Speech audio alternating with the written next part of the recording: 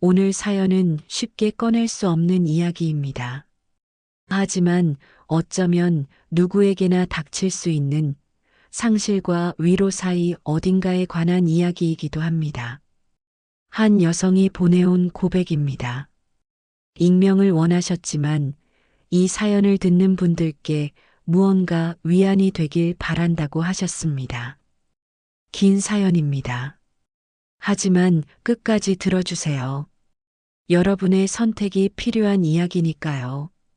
이야기를 시작하기 전에 여러분의 구독과 좋아요, 그리고 알림 설정이 제게 정말 큰 힘이 됩니다. 그 한 번의 클릭이 다음 이야기를 이어갈 용기가 되고 더 좋은 영상으로 보답할 수 있는 원동력이 됩니다. 오늘도 함께 해주셔서 감사합니다. 저는 남편을 떠나보낸 지 1년 2개월째입니다. 그런데 지금 남편의 동생과 같은 집에 살고 있습니다. 아니, 살고 있었습니다. 이게 용서받을 수 있는 일인지 저도 모르겠습니다. 하지만 이 이야기를 끝까지 들어주신다면 여러분이 판단해 주세요. 작년 3월 17일 새벽 4시 32분, 그 시각을 평생 잊지 못할 겁니다. 휴대폰 화면에 뜬 경찰서라는 세 글자를 보는 순간 심장이 멎는 것 같았어요. 새벽에 걸려오는 전화는 언제나 불길하잖아요. 손이 떨려서 3번 만에 통화 버튼을 눌렀습니다. 여보세요? 제 목소리가 떨리고 있었어요. 혹시 김태준 씨 보호자이십니까? 그 순간 세상이 멈췄습니다. 남편은 새벽 배달 중 빗길에서 트럭과 정면 충돌했다고 했습니다. 42이었어요. 저보다 3살 많았죠. 화물차 운전기사였는데 새벽 배송이 많아서 매일 새벽 4시면 집을 나섰거든요. 그날도 평소처럼 나갔어요. 여보, 다녀올게. 아침 차려놓을 테니까 일어나면 먹어. 제 이마에 입맞춤하고 이불을 목까지 덮어주고 현관문을 살며시 닫고 나갔습니다. 그게 마지막이었어요. 경찰서에서 전화가 왔을 때 저는 아직 남편이 덮어준 이불 속에 있었습니다. 그 이불에서 아직 남편의 체온이, 면도크림 냄새가 남아 있었는데요. 병원으로 달려갔을 때는 이미 하얀 천이 덮여 있었어요. 보여주세요. 제발이요. 천을 걷었을 때 남편 얼굴은 평온했습니다. 자는 것 같았어요. 여보, 일어나요. 장난이죠? 일어나 봐요. 손을 잡았는데 아직 따뜻했어요. 하지만 움직이지 않았습니다. 장례식장 3일 내내 비가 내렸습니다. 화가 나던 날도, 빈소를 정리하던 날도, 집에 돌아왔을 때도 비는 계속 내렸어요. 마치 하늘이 울고 있는 것 같았습니다. 집에 돌아와 남편 옷장을 열었을 때 남편 냄새가 확 밀려왔어요. 세제 냄새, 땀 냄새, 그리고 옷장 구석에서 찾은 빨간 라이터. 담배를 끊은 지 3년이 넘었는데도 버리지 않았던 그 라이터를 보는 순간 이거 보면 담배 생각 안 난다던 말이 거짓말이었다는 걸 알았습니다. 담배 참느라 얼마나 힘들었을까요? 왜 이제야 알았을까요? 그날부터 저는 그 라이터를 늘 주머니에 넣고 다녔습니다. 뚜껑을 열었다 닫았다 반복하면서요. 딸깍, 딸깍. 남편이 심심할 때 하던 버릇이었거든요. 남편이 아직 제 곁에 있는 것 같아서요. 시댁에서는 일주일에 한 번씩 연락이 왔습니다. 며느리, 밥은 먹니? 네, 어머니. 거짓말하지 마. 목소리 들으면 알아. 거짓말이었습니다. 식사를 제대로 한 게 언제였는지 기억도 안 났거든요. 그리고 남편 동생 민우 씨가 장례 직후부터 주말마다 집에 들렀습니다. 36, 남편보다 6살 어렸어요. 대기업 다니는 괜찮은 직장인이었고 아직 결혼 전이었죠.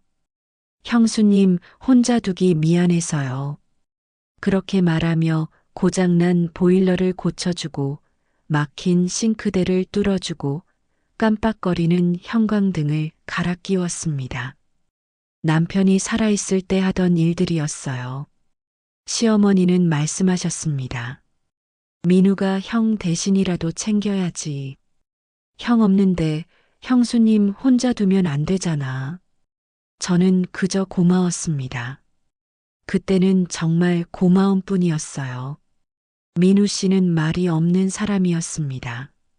집에 와서도 형수님 안녕하세요 인사하고 묵묵히 고칠 것들 고치고 그럼 저 가볼게요 하고 떠났어요. 어느 날 제가 물었습니다. 민우 씨, 점심은 먹고 가요. 아니에요, 괜찮아요. 이미 차려놨는데요. 혼자 먹기 뭐하니까요. 거짓말이었습니다. 그제야 부랴부랴 라면을 끓였거든요. 그날 처음으로 둘이서 밥상을 마주했습니다. 민우 씨는 라면을 먹으며 한참을 울었어요. 형이 이 라면 좋아했는데 저도 울었습니다. 그날 이후로 민우 씨가 올 때마다 밥을 차렸어요. 말은 별로 없었지만 함께 밥을 먹는다는 것, 그것만으로도 위안이 됐습니다. 여름이 지나고 가을이 왔습니다. 민우 씨가 다니던 부산 회사가 구조조정에 들어갔고 그는 서울 본사로 발령을 받았어요. 어느 일요일 저녁 민우 씨가 조심스럽게 말을 꺼냈습니다. 형수님 죄송한데요. 네, 말씀하세요. 서울로 올라오게 됐어요. 근데 자취방 구할 때까지 한두 달 정도 형수님 집 빈방 하나만 쓸 수 있을까요? 월세는 제대로 드릴게요. 빈방이라는 게 남편과 제가 아이를 가지려고 준비했던 방이었어요.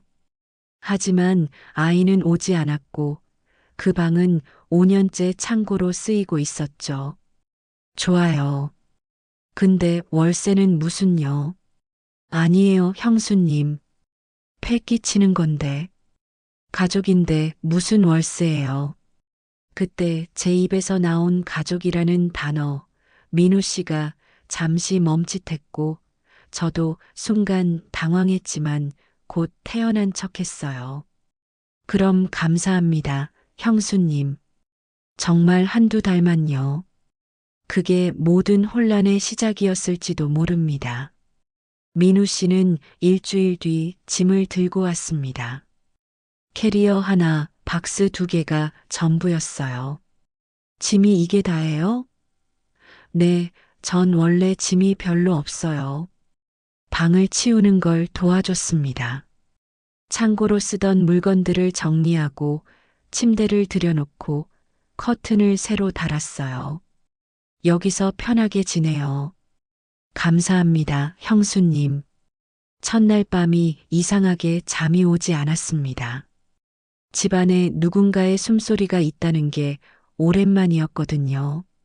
복도 건너편 방에서 들리는 작은 소음들, 옷장 여는 소리, 물 마시는 소리, 침대 삐걱거리는 소리가 들렸어요. 살아있는 사람의 소리였습니다. 외롭지 않았지만 동시에 불안했어요. 왜인지는 몰랐습니다. 처음 2달은 정말 평온했습니다.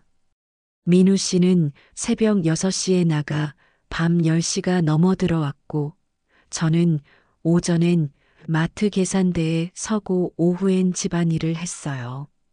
저녁은 각자 편의점 도시락으로 때웠고 주말에도 거의 마주치지 않았습니다. 민우 씨는 늦잠을 자다가 점심때 일어나 밖으로 나갔고 저는 남편 산소에 다녀왔죠. 형수님 주말 잘 보내세요. 민우 씨도요. 짧은 인사가 전부였어요. 그런데 10월 어느 날부터 미세하게 정말 아주 조금씩 무언가 달라지기 시작했습니다. 민우 씨가 문을 닫을 때 소리가 조용해졌다는 걸 처음엔 몰랐어요. 그런데 어느 날 문득 깨달았습니다. 예전엔 형수님 들어갑니다 하고 꽝 닫았는데 언제부턴가 말없이 살며시 제가 자고 있을까봐 조심하듯 손잡이를 돌려 닫고 있었던 거예요. 냉장고에도 변화가 생겼습니다. 어느 날 냉장고를 열었을 때 딸기 우유 6개가 들어 있었어요. 제가 좋아하는 브랜드였는데 제 취향을 물어본 적이 없었거든요. 민우 씨, 이거, 제가 먹으려고 샀어요. 남자가 딸기 우유를요? 네, 요즘 좋아해서요. 거짓말이었습니다. 민우 씨 방 쓰레기통엔 커피캔만 가득했으니까요. 세면대 옆에는 핸드크림이 생겼어요. 제가 즐겨 쓰는 브랜드의 50ml짜리였습니다. 이것도 민우 씨 거예요? 네, 요즘 손이 거칠어서요. 민우 씨의 손은 전혀 거칠지 않았어요. 밤 11시가 되면 이상한 일이 반복됐습니다. 잠들기 전 책을 읽는 습관 때문에 제 방에서 불빛이 문틈으로 새어나갔는데요. 민우 씨가 화장실 가려다 복도에서 멈추는 거예요. 제 방 앞에서 몇 초간요. 저는 이불 속에서 숨을 죽였고 왜인지 모르게 심장이 빨라졌습니다. 책장 넘기는 소리도 내지 않았어요. 그리고 민우 씨는 조용히, 아주 조용히 지나갔습니다. 화장실 가는 발소리가 평소보다 조심스러웠어요. 저도 변하고 있었습니다. 어느 날부터 샤워 후 머리를 말릴 때 문을 완전히 잠그지 않게 됐어요. 예전엔 습관처럼 잠갔는데 어느 순간부터 빗장을 절반만 걸었습니다. 왜요? 모르겠습니다. 민우 씨가 집에 있다는 걸 의식하게 됐어요. 샤워할 때도, 옷 갈아입을 때도, 드라이기로 머리 말릴 때도요. 저녁 6시 반이면 현관문 열리는 소리에 귀가 먼저 반응했습니다. 다녀왔습니다. 민우 씨 목소리에 이상하게 가슴이 내려앉는 걸 느꼈어요. 무사히 돌아왔구나. 왜 안도하는 걸까요? 남편도 아닌데요.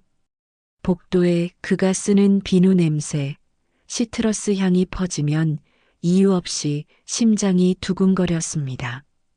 남편은 무향 비누를 썼거든요. 이 향기는 낯선 향기였는데 싫지 않았어요. 아니, 점점 익숙해졌습니다. 10월 마지막 수요일, 남편 제사일이었습니다. 저는 혼자 상을 차렸어요. 민우 씨는 야근이었고 시어머니는 허리가 아파오지 못하셨거든요.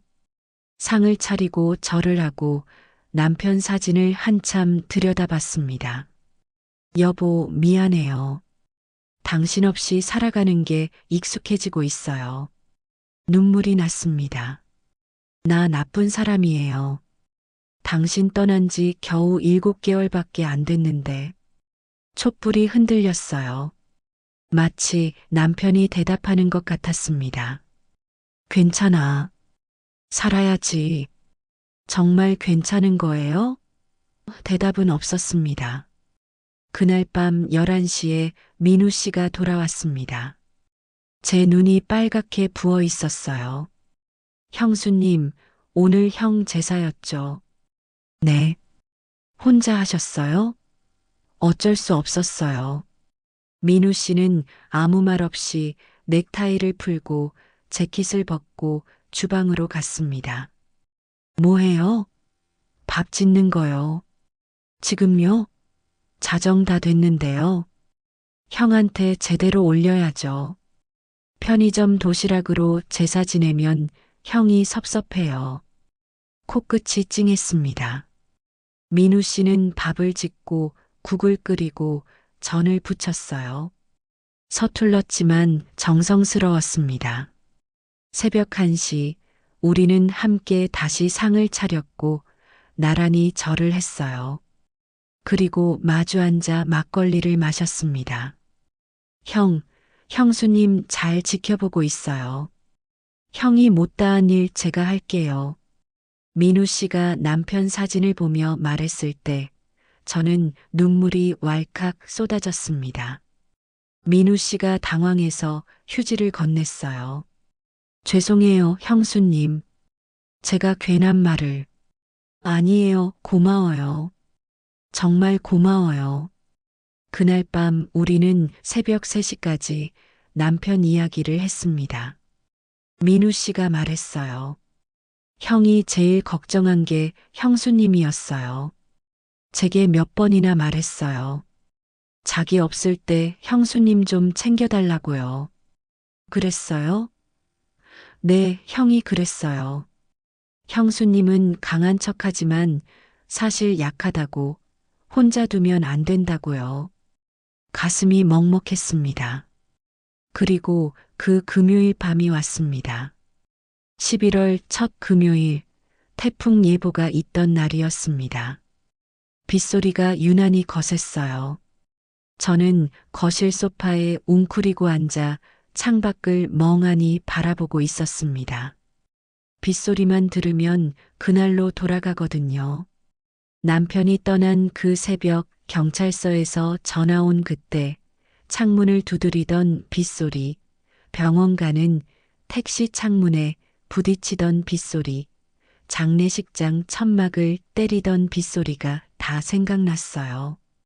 몸이 떨렸습니다. 형수님, 민우 씨가 제 옆에 섰어요. 언제 들어왔는지도 몰랐습니다. 회사에서 야근하는 줄 알았는데요. 괜찮아요? 저는 대답하지 못하고 그저 창밖만 바라봤습니다. 빗소리가 무서워요. 처음이었습니다. 누군가에게 약한 모습을 보인 게요.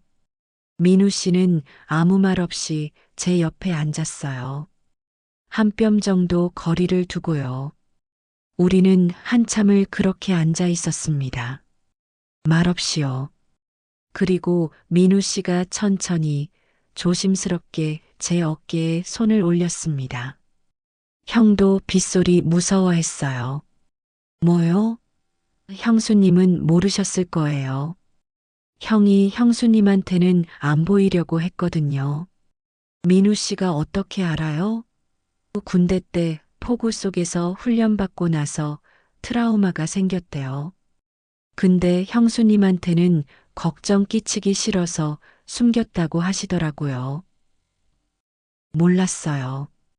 형은 형수님한테 약한 모습 안 보이려고 되게 애썼거든요. 형수님 지키려고요. 눈물이 났습니다. 근데 나는 남편한테 약한 모습 너무 많이 보였어요. 맨날 울고 짜증내고. 그게 좋았대요, 형이. 형수님이 자기한테만 약해지는 게요. 울음이 터졌습니다. 민우 씨는 제 어깨를 가만히 두드렸어요. 남편이 하던 것처럼요. 하지만 남편과는 다른 온기였습니다.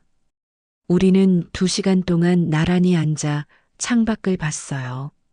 말은 거의 없었지만 그의 체온이 느껴졌습니다. 어깨 너머로 전해지는 살아있는 사람의 온기였어요. 외롭지 않았습니다. 처음으로 남편이 떠난 뒤 처음으로요.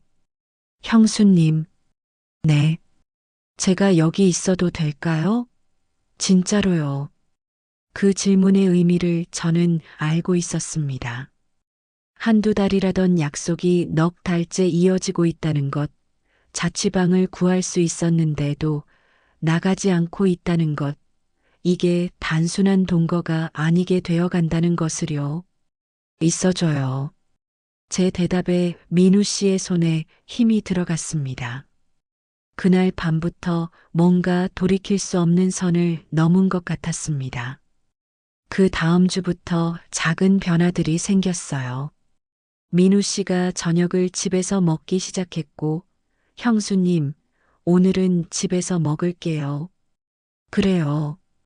뭐 먹고 싶은 거 있어요? 형수님이 해주시는 건 다 좋아요. 저녁 준비를 하는 제 뒤에서 민우 씨가 설거지를 했어요. 그냥 놔둬도 돼요. 아니에요. 제가 할게요.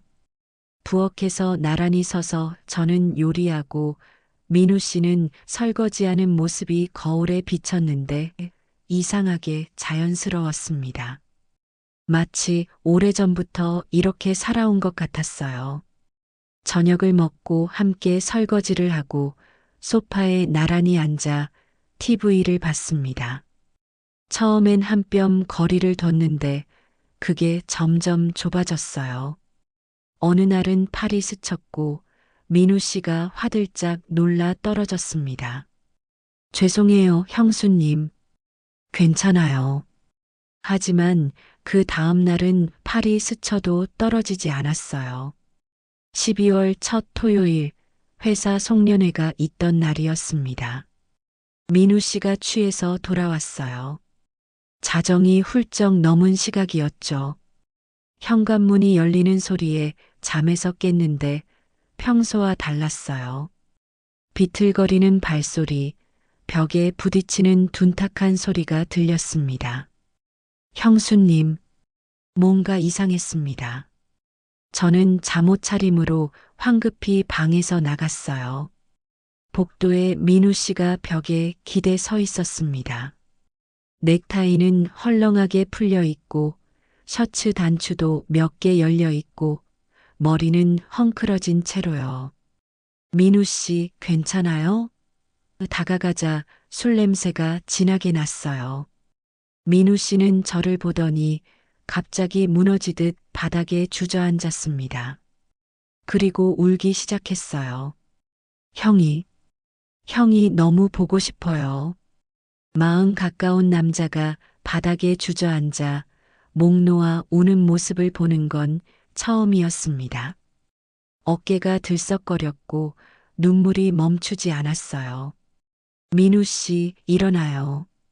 소파로 가야죠. 그를 일으켜 세우려 했지만 너무 무거웠어요. 민우 씨, 힘 좀 써줘요. 제가 혼자는. 민우 씨가 제 팔을 잡고 겨우 일어섰고 저는 그의 허리에 팔을 두르고 천천히 거실로 이동했습니다. 한 걸음 한 걸음 옮길 때마다 그의 체중이 제게 실렸어요. 무거웠지만 이상하게 싫지 않았습니다. 따뜻했거든요. 소파에 앉히고 나서 주방으로 달려가 찬물을 따라왔습니다. 물수건도 준비했어요. 민우 씨, 이거 마셔요. 민우 씨는 물을 받아 마셨는데 절반쯤 마시다가 컵을 내려놓고 다시 천장을 멍하니 바라봤어요.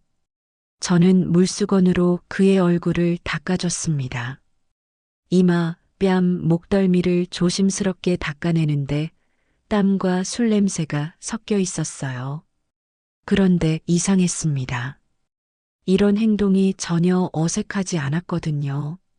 마치 오래전부터 해온 것처럼 자연스럽게 손이 움직였어요. 형이 꿈에 나왔어요. 민우 씨가 떨리는 목소리로 말했습니다. 회식 중에 잠깐 졸았는데 형이 나타났어요. 형이 저보고 형수님 잘 부탁한다고 외롭게 하지 말라고 그러시는 거예요. 꿈이었어요, 민우 씨. 근데 너무 생생했어요. 형이 웃으면서 그러는데 저는 이러면 안 되는데 형한테 미안한데. 뭐가 미안해요? 제가 물었습니다. 민우 씨는 대답하지 않고 그냥 눈물만 흘렸어요. 저는 계속 물수건으로 그의 눈가를 닦아줬습니다. 아주 조심스럽게요. 형수님, 민우 씨가 갑자기 제 손목을 잡았습니다. 심장이 쿵 내려앉는 것 같았어요. 저 고백할 게 있어요. 민우 씨의 목소리가 떨렸습니다. 공기가 무거워졌고 시간이 천천히 흐르는 것 같았어요. 처음엔 정말 형 부탁으로 왔어요. 형수님 챙기려고요. 근데 요즘은 다른 이유로 집에 와요. 형수님이 보고 싶어서요. 형수님 목소리 듣고 싶어서 일찍 퇴근하고 형수님이 해준 밥이 먹고 싶어서 편의점 도시락 사놓고도 집에 와요.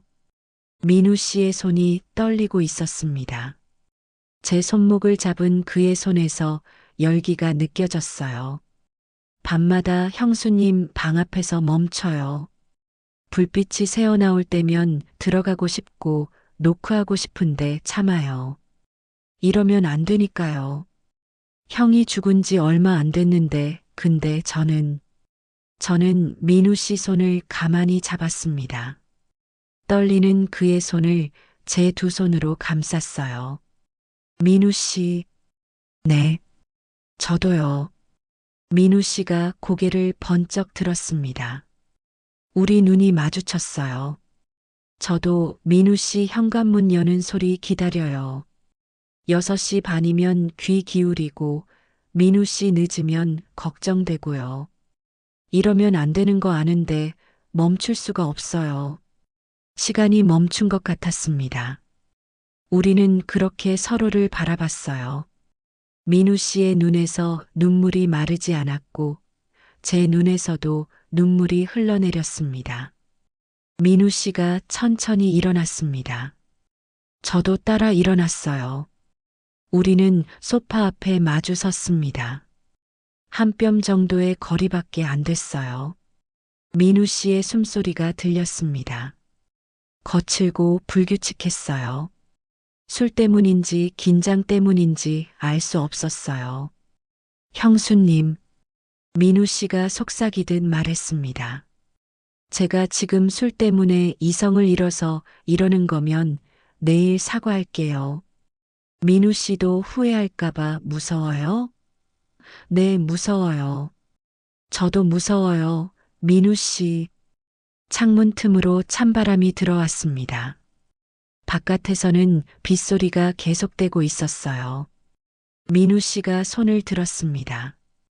천천히, 아주 천천히요.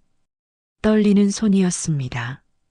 그의 손가락 끝이 제 뺨에 닿는 순간 전기가 흐르는 것 같았습니다. 따뜻했고 뜨거웠어요. 저는 눈을 감았습니다. 피하지 않았어요. 민우 씨의 손바닥이 제 뺨을 감쌌고 엄지손가락이 제 광대뼈를 천천히 쓰다듬었습니다. 마치 깨질까봐 조심하듯 아주 조심스럽게요. 형수님, 눈 떠주세요. 눈을 떴습니다. 민우 씨가 저를 보고 있었어요. 그 눈빛을 저는 처음 보는 것 같으면서도 사실은 알고 있었습니다. 그가 저를 그렇게 보고 있었다는 걸 모른 척 했을 뿐이에요. 형수님, 이러면 돌이킬 수 없어요. 알아요. 그래도 괜찮아요? 저는 대답 대신 제 손을 들었습니다. 그리고 그의 손 위에 올려놓았어요. 제 뺨을 감싸고 있는 그의 손 위에 제 손을 포겠습니다. 그게 제 대답이었어요. 민우 씨가 한 걸음 다가왔습니다. 이제 손바닥 하나 정도의 거리만 남았어요. 그의 다른 손이 제 허리에 닿았습니다. 가볍게요. 언제든 떨어질 수 있게요. 하지만 저는 뒤로 물러서지 않았습니다. 오히려 제 손이 그의 셔츠 깃을 잡았어요. 민우 씨의 숨이 더 거칠어졌습니다. 형수님, 민우 씨, 진짜 괜찮은 거죠? 모르겠어요. 근데 멈추고 싶지 않아요. 그 순간 민우 씨의 이마가 제 이마에 닿았습니다. 따뜻한 숨결이 느껴졌고 술 냄새와 함께 그의 채취가 코끝에 닿았어요. 싫지 않았습니다. 우리는 그렇게 이마를 맞댄 채 한참을 있었어요. 눈을 감고 서로의 체온을 느꼈습니다. 심장 소리가 들렸는데 제 것인지 그의 것인지 구분이 안 됐어요. 민우 씨의 손이 제 허리를 확실하게 감쌌습니다. 저도 그의 목에 팔을 둘렀어요. 더 가까워졌습니다. 이제 숨소리가 섞였고 체온이 하나가 됐어요. 형수님 사랑해요. 민우 씨가 속삭였습니다. 눈물이 났습니다. 저도 민우 씨 말을 끝까지 하지 못했어요. 민우 씨가 천천히 움직였습니다. 그의 입술이 먼저 제 이마에 닿았어요. 부드럽게 조심스럽게요. 이마에서 눈꺼풀로, 눈꺼풀에서 뺨으로 한 번 한 번 마치 허락을 구하듯 입맞춤했습니다. 그리고 마지막으로 그의 입술이 제 입술에 닿았습니다. 세상이 사라졌습니다. 빗소리도 바람소리도 시계소리도 들리지 않았어요. 오직 우리 둘만 남았습니다. 저는 그의 셔츠를 움켜쥐었고 민우 씨는 저를 더 가까이 끌어당겼어요. 얼마나 그렇게 있었을까요? 시간이 흐르는지도 몰랐습니다. 민우 씨가 저를 소파로 이끌었고 우리는 나란히 앉았어요. 아니, 앉은 것도 잠깐이었습니다. 다시 가까워졌고 민우 씨의 손이 제 등을 쓰다듬었어요. 저는 그의 머리카락 사이로 손가락을 넣었습니다. 형수님, 민우 씨가 제 귀에 속삭였습니다. 제 방으로 갈까요? 저는 고개를 저었습니다. 여기요. 그냥 여기서 소파에 누웠습니다. 민우 씨가 제 옆에 누웠고 우리는 다시 입맞춤했어요. 이번엔 더 깊고 더 간절하게요. 그의 손이 제 머리카락을 쓰다듬었고 제 손은 그의 등을 타고 내려갔습니다. 셔츠 안쪽으로 손이 들어갔고 그의 피부가 느껴졌어요. 뜨거웠습니다. 민우 씨가 제 목에 입술을 댔습니다. 목에서 쇄골로, 쇄골에서 어깨로 내려가는 그의 입술이 느껴질 때마다 숨이 가빠졌어요.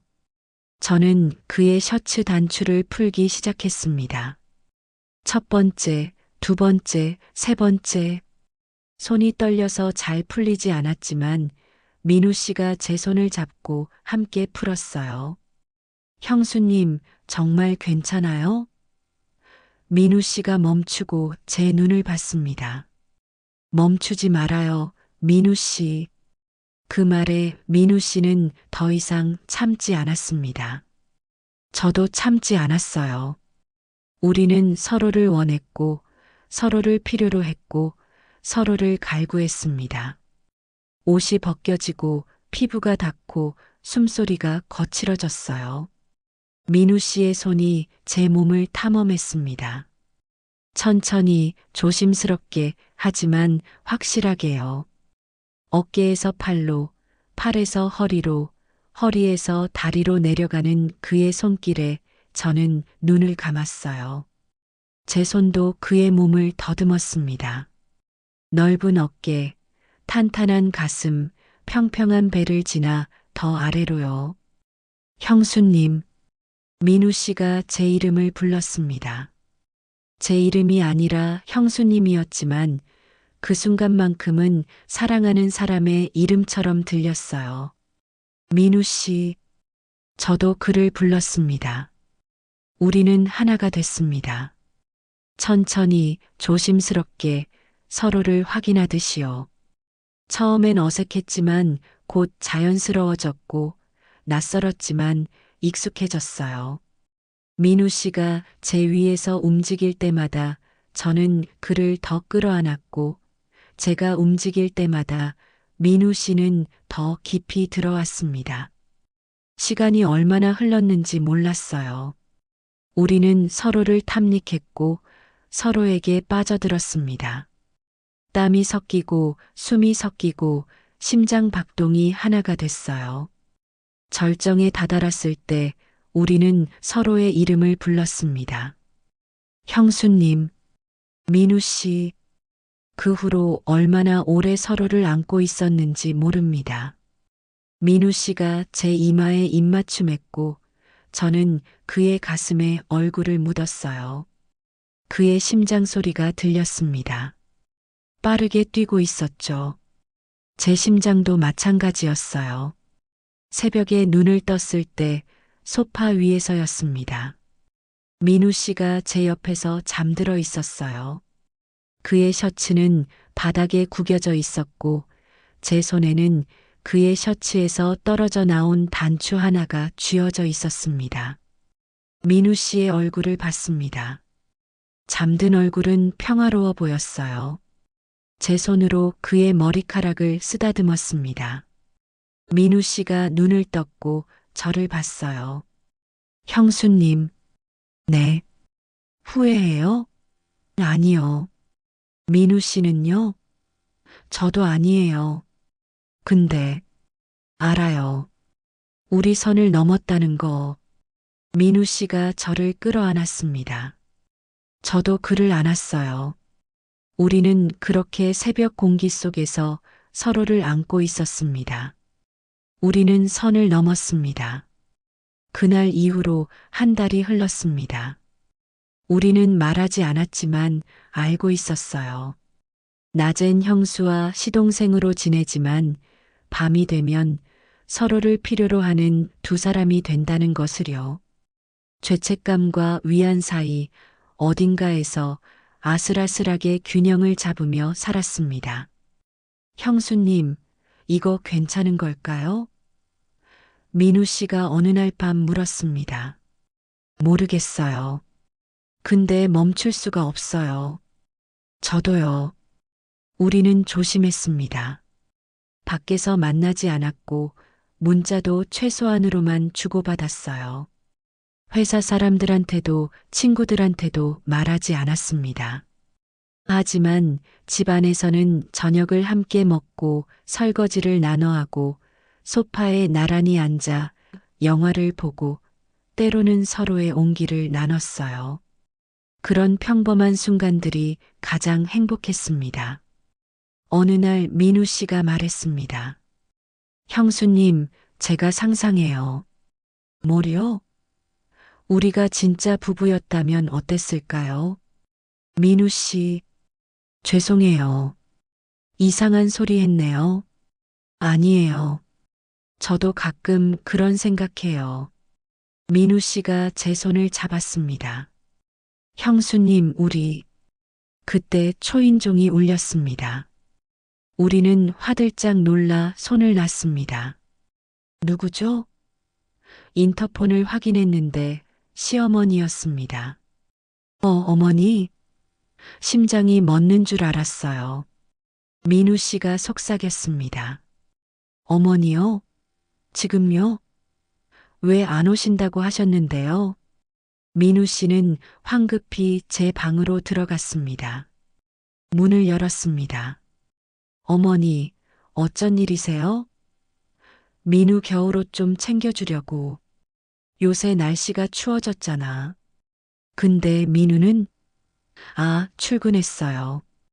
토요일에도 요즘 바빠서요. 거짓말이었습니다. 민우 씨는 제 방에 숨어 있었거든요. 그래, 요새 일하느라 고생이구나. 그럼 내가 겨울옷 정리해 두마. 시어머니는 민우 씨 방으로 가셨습니다. 저는 따라 들어가며 가슴이 터질 것 같았어요. 방은 깨끗했습니다. 다행이요. 침대도 정리돼 있었고요. 하지만 이게 뭐니? 시어머니 손에 휴대폰이 들려 있었습니다. 책상 위에서 충전 중이던 민우 씨 휴대폰이었어요. 화면이 켜져 있었고 거기엔 제가 어젯밤 보낸 문자가 떠 있었습니다. 오늘 일찍 들어와요. 미역국 끓였어요.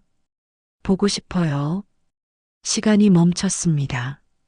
시어머니는 화면을 천천히 들여다보셨어요. 그리고 화면을 위로 올렸습니다. 지난 일주일간의 우리 문자들이 펼쳐졌어요. 오늘 회식이래요. 늦을 것 같아요. 조심히 들어와요. 기다릴게요. 형수님 덕분에 하루하루가 견딜만해요. 저도요. 민우 씨 없었으면 어떻게 살았을까요? 형수님, 내일 저녁 뭐 드시고 싶으세요? 민우 씨가 좋아하는 거 할게요. 그리고 결정적으로 어젯밤 고마웠어요. 형수님. 저도 행복했어요. 시어머니의 손이 떨렸습니다. 너희가, 어머니, 이건 내 아들. 시어머니의 목소리가 갈라졌습니다. 내 아들 무덤에서 뭐라고 하겠니? 그 한마디에 세상이 무너졌습니다. 어머니, 시동생하고 이게 뭐 하는 짓이니? 죄송해요, 어머니. 태준이가 죽은 지 겨우 1년밖에 안 됐어. 1년. 아직 돌도 안 지났는데 눈물이 났습니다. 근데 넌 벌써 그 동생하고 시어머니는 휴대폰을 책상에 던지듯 놓으셨습니다. 민우한테 전해라. 당장 나가라고. 그리고 너도 정신 차려. 이러면 안 되는 거 알잖아. 어머니, 나갈 거다. 시어머니는 돌아서 나가셨습니다. 저는 그 자리에 주저앉았습니다. 얼마나 앉아 있었는지 모르겠어요. 민우 씨가 제 방에서 나왔습니다. 다 들었을 거예요. 벽이 얇아서요. 형수님, 미안해요. 제가 조심했어야 했는데요. 아니에요. 제가 휴대폰을. 민우 씨, 네. 우리 이러면 안 되는 거 맞죠? 민우 씨는 대답하지 못했습니다. 그날 저녁 우리는 거실 테이블을 사이에 두고 마주 앉았습니다. 형수님, 네. 저 형한테 미안해요. 하지만 형수님이 없으면 저도. 민우 씨가 주머니에서 뭔가를 꺼냈습니다. 낡은 편지 봉투였어요. 편지 겉면에 민우에게라고 적혀 있었습니다. 남편의 필체였어요. 이게 뭐예요? 형이 돌아가시기 한 달 전에 주신 거예요. 나한테 무슨 일 생기면 읽어봐라고요. 손이 떨렸습니다. 왜 이제야? 무서웠어요. 뭐라고 썼을지요. 그래서 못 열었어요. 근데 이제는 열어야 할 것 같아서요. 민우 씨가 편지를 펼쳤습니다. 남편의 글씨가 눈에 들어왔어요. 민우야, 이 편지를 읽고 있다면 형은 아마 내 곁에 없을 거다. 먼저 미안하다. 형이 너무 일찍 가서. 형이 제일 걱정하는 건 형수야. 그 사람 혼자 두면 안 돼. 너무 의젓해서 약한 모습 안 보이는데 혼자 있으면 안 될 사람이야. 밤마다 악몽 꾸는 것도 형만 알아. 빗소리 무서워하는 것도. 겉으로는 강한 척하지만 속으로는 되게 여린 사람이거든. 내가 형 대신, 아니, 내 방식대로 곁에 있어줘. 형수가 다시 웃을 수 있게. 그리고 민우야, 형은 알아. 내가 형수 좋아했던 거. 결혼식 날 형수 보는 내 눈빛 봤어. 형이 먼저 청혼 안 했으면 내가 고백했을 거 아니냐. 미안하다. 형이 다 가져가서. 근데 이제는 내가 행복해도 돼. 형수도 행복해야 하고. 형은 괜찮아. 진심이야. 다만 한 가지만 부탁할게. 형수를 울리지 마. 그 사람 울면 형 가슴이 찢어진다. 사랑하고 행복하게 해줘. 형이 편지를 읽고 또 읽었습니다. 눈물이 멈추지 않았어요. 이건 허락일까요? 아니면 저주일까요? 민우 씨도 울고 있었습니다. 형이 알고 계셨던 것 같아요. 우리 사이에 일어날 일을요. 아니면 그냥 동생한테 책임을 떠넘긴 걸 수도 있어요. 형수님, 민우 씨, 우리는 한참을 울었습니다. 그리고 저는 결심했습니다. 민우 씨, 네, 형수님, 우리 1년만 떨어져 지내요. 네. 민우 씨가 고개를 들었습니다. 저도 민우 씨도 지금 뭐가 진심인지 모르겠어요. 이게 상실감 때문인지 외로움 때문인지 아니면 진짜 서로를 원하는 건지요. 형수님, 남편 떠난 지 1년밖에 안 됐어요. 너무 빨라요. 우리 서두르고 있는 것 같아요. 1년 동안 각자 생각을 정리해요. 1년 뒤에도 같은 마음이면 그때 다시 만나요. 그때도 서로가 필요하면. 그때는요? 그때는 떳떳하게요. 어머니한테도 세상한테도 남편한테도 떳떳하게요. 민우 씨의 눈에 눈물이 고였습니다. 형수님, 형수님은 1년 뒤에도 저 기억하실 거예요? 모르겠어요. 근데 잊지 않으려고 노력할게요. 저도 잊지 않을게요. 1년 동안 연락도 하지 말아요. 네. 진짜 서로를 원하는지 확인하려면 완전히 떨어져 있어야 해요. 민우 씨는 울면서 웃었습니다. 알겠어요. 1년이요. 365일이요. 네. 내년 12월 첫째 주 토요일이요. 여기서 만나요. 어디서요? 우리가 처음 나란히 앉아 빗소리를 들었던 그 소파에서요. 민우 씨가 고개를 끄덕였습니다. 일주일 뒤 민우 씨는 짐을 쌌습니다. 캐리어 하나, 박스 2개였어요. 넉 달 전 들어올 때와 똑같은 짐이었죠. 방을 나서며 책상 위에 뭔가를 놓고 갔습니다. 빨간 라이터였어요. 남편이 쓰던 그 라이터요. 쪽지가 붙어 있었습니다. 형한테 받은 거예요. 형이 금연 성공하고 제게 줬어요. 이제 넌 이거 필요 없겠지? 하면서요. 형수님이 가지고 계세요. 1년 뒤에 제가 가지러 올게요. 그때까지 담배 피우고 싶을 때마다 이 라이터 보면서 형수님 생각할게요. 민우씀, 눈물이 났습니다.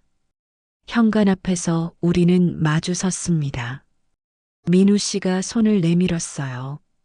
포옹도 입맞춤도 아닌 악수였습니다. 1년 뒤에 봬요, 형수님. 그때 봐요, 민우 씨. 형수님. 네. 민우 씨 사랑합니다. 1년 뒤에도 변하지 않을 거예요. 저도요. 그의 뒷모습이 엘리베이터 안으로 사라졌습니다. 문이 닫혔어요. 저는 그 자리에 한참을 서 있었습니다. 사연은 여기까지입니다. 지금 저는 다시 혼자입니다. 민우 씨가 떠난 지 3개월째예요. 연락은 하지 않았습니다. 약속했으니까요. 전화번호도 지웠고 SNS도 차단했어요. 완전히 철저하게 단절했습니다. 하지만 매일 밤 그 빨간 라이터를 봅니다. 책상 위에 놓인 그 라이터를요. 뚜껑을 열었다 닫았다 합니다. 딸깍 딸깍. 남편이 하던 버릇이었는데 이젠 제 버릇이 됐어요. 1년이 지나면 내년 12월 첫째 주 토요일이면 다시 만날 겁니다. 어디서 만날지도 정했어요. 우리가 처음 나란히 앉아 빗소리를 들었던 그 소파에서요. 가끔 생각합니다. 우리는 남편의 부재를 메운 걸까요? 아니면 남편의 유언을 따른 걸까요? 상실의 외로움이 만든 착각일까요? 아니면 진짜 사랑일까요? 1년이 지나면 답을 알 수 있을까요? 아니면 영영 모를까요? 시어머니께는 아직 용서받지 못했습니다. 전화를 드려도 받지 않으세요. 명절에도 오지 말라고 하셨어요. 그래도 괜찮습니다. 시간이 필요하다는 걸 아니까요. 남편 산소에는 매주 갑니다. 여보, 사진 앞에 앉아 말합니다. 당신 편지 읽었어요. 민우한테 남긴 거요. 정말 괜찮은 거예요? 진짜요? 대답은 없습니다. 하지만 사진 속 남편은 웃고 있어요. 1년 뒤에 만나기로 했어요. 그때도 같은 마음이면 다시 시작하려고요. 바람이 붑니다. 마치 남편이 대답하는 것 같아요. 그래, 행복해. 책상 위에 달력이 있습니다. 매일 하루씩 지나가는 걸 기록하고 있네요. 오늘로 93일째입니다. 앞으로 272일 남았어요. 창밖에 비가 내립니다. 이젠 무섭지 않아요. 그 빗소리 속에 두 사람의 목소리가 들리니까요. 남편의 목소리, 괜찮아. 행복해도 돼. 민우 씨의 목소리, 1년 뒤에 봬요. 272일 뒤 저는 그 소파에 앉아 있을 겁니다.